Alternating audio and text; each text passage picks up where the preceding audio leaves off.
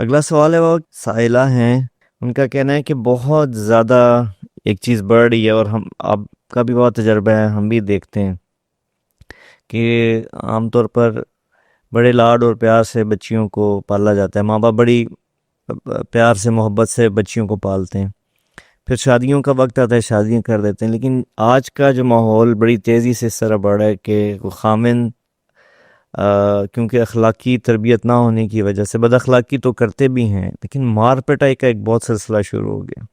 نوجوان بچے لڑکے ہوتے ہیں اور بہت زیادہ جب کسی بات ان کو غصہ آتا ہے تو وہ اپنے ہاتھ اٹھانے سے بالکل بھی گریز نہیں کرتے اور بلا سوچے سمجھے ایسی شدت کے ساتھ پٹائی کر دیتے ہیں۔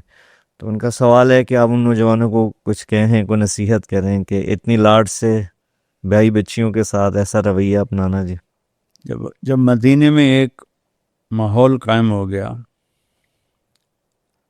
اور ایک اجتماعی شکل قائم ہو گئی، معاشرت قائم ہو گئی، تو عورتوں نے آ کر حضرت عائشہ سے کہا کہ ہمارے خامند ہمیں مارتے ہیں۔ تو حضرت عائشہ نے اللہ کے نبی کو ذکر کیا، آپ کا چہرہ غصے سے لال ہو گیا، اور آپ نے کہا سب لوگوں کو مسجد میں جمع کرو۔ تو سارے مردوں کو مسجد میں جمع کیا، کہ وہ انسان ہی نہیں جو عورت پہ ہاتھ اٹھاتا ہو، وہ انسان ہی نہیں جو عورت پہ ہاتھ اٹھاتا ہو، اور سب سے اعلیٰ درجے کا مسلمان ہو جو بیوی سے اچھا سلوک کرتا ہو، اور میرا سلوک اپنی بیویوں کے ساتھ سب سے زیادہ اچھا ہے۔ تو چونکہ اب 3 سال کے بچے کو اسکول ڈال دیتے ہیں، اس کی عقل تو پہلے ہی مار کے رکھ دیتا، فیوچر بن جائے۔ اب یہ تیرا بیٹا 3 سال کا پوتا، میں اس کو دیکھتا ہوں تو میں لرز جاتا ہوں کہ اس عمر میں مائیں بچے کو اسکول چھوڑ کے آتی۔ یا اللہ، ٹیچر آئی چند دن پہلے، 2.5 سال کے بچے کو ماں باپ چھوڑ کے آ رہے ہیں۔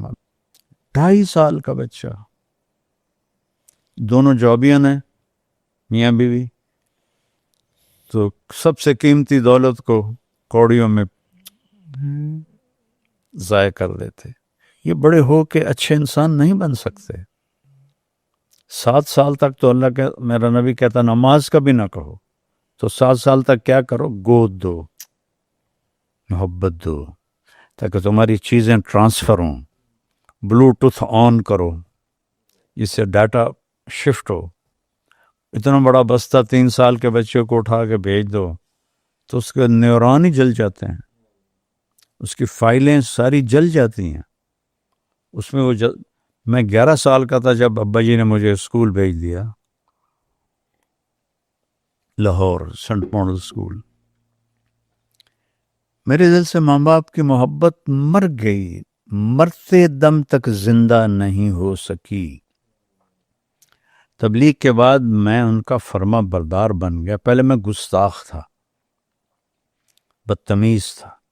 تبلیغ نے مجھے ماں باپ کا مقام سمجھایا، میں نے ان کے سامنے ایک اچھے بیٹے کی زندگی گزاری، لیکن یہاں محبت نہیں جاگ سکی۔ اور طاہر میاں نے میٹرک تک گھر میں ٹائم گزارا، تو جس طرح اس کا اظہار محبت ہوتا تھا ماں کے ساتھ، میں اپنی بیگم سے کہتا کہ جیسے طاہر میاں ماں سے لاڈ کرتا ہے، میرے اندر تو یہ بات اٹھتی ہی نہیں ہے۔ افسوس ہوتا ہے، لیکن میں کیا کروں، میرے اندر پیدا ہی نہیں ہوتی۔ میں تو 11 سال کا تھا، یہ 3 سال کے بچے کو چھوڑ کے آتے ہیں، تو وہ کہاں اس بیچارے سے اس سے بڑا ظلم کیا ہوگا۔ پھر ہمارے ادارے جو اتنے بڑے بڑے، انہوں نے، وہ تو کاروباری ادارے ہیں، تعلیمی ادارے تو ہیں نہیں، تو نہ کوئی اللہ کا۔ مجھے پھر بات یاد ہے کہ میٹرک تک ملائیشیا کے اسکول میں پڑھنے والے مسلم بچے بچیاں پورے دین کی تعلیم حاصل کر چکے ہوتے، اللہ، انہیں اپنے دین کا پتہ ہوتا۔ اور میں نے ایک نوجوان سے پوچھا کیا نام ہے، کہنے لگا عمر۔ میں نے کہا حضرت عمر کو جانتے ہو؟ کہنے لگا نام تو سنا ہے۔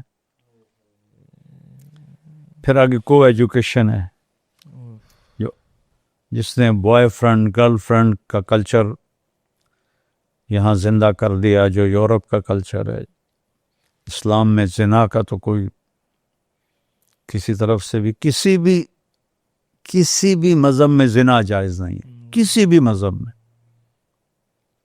چاہے وہ مذہب آج غلط ہے چاہے صحیح ہے، لیکن یہ بوائے فرینڈ گرل فرینڈ کے نام سے کھلے عام زنا ہو رہا ہے۔ تو اس ماحول سے نکلا ہوا بچہ، اس سے آپ کیا توقع کرتی ہیں کہ وہ بیوی سے اچھا سلوک کرے گا؟ جو اس طرح مار پیٹ کرنے والے ہوں طلاق لے لیا کریں اللہ کے واسطے، یہ جانوروں کی طرح ہوتے ہیں، یہ نہیں سیکھتے۔ اپنی بیٹی کو ہم لوگ قربان کر دیتے، تو صبر کر تو صبر کر تو صبر کر، بیچاری گھٹ گھٹ کے مر جاتی ہیں، کئی لڑکیوں نے خودکشیاں کر لی۔ تو اگر ایسا کوئی معاملہ ہو تو میں تو صاف بات کہتا ہوں کہ اگر وہ اس سے نہیں رکتا طلاق لے لے،